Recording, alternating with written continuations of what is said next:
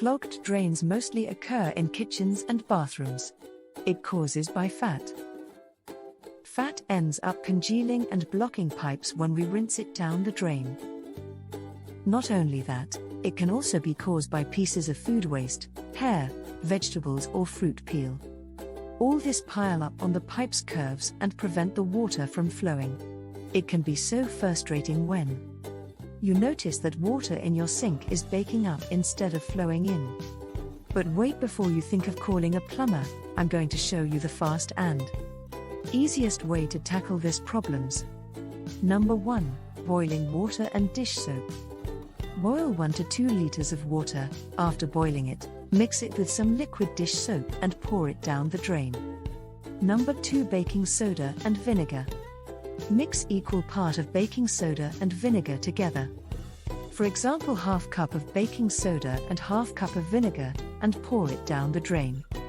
Let it sit for 30 minutes to 1 hour and flush it out with hot water. Number 3. Baking soda and salt. Mix equal part of baking soda and salt, and pour the mixture down the drain. Leave it for some hours, then flush it with hot water. Number 4. Hydrogen peroxide and baking soda. Combine 1 cup of hydrogen peroxide with 1 tablespoon of baking soda, and pour this mixture down your drain. Number 5. Coca-Cola. Pour some Coca-Cola down your clogged drain, and leave it for some hours, then flush the drain with hot water. Number 6. Plunger.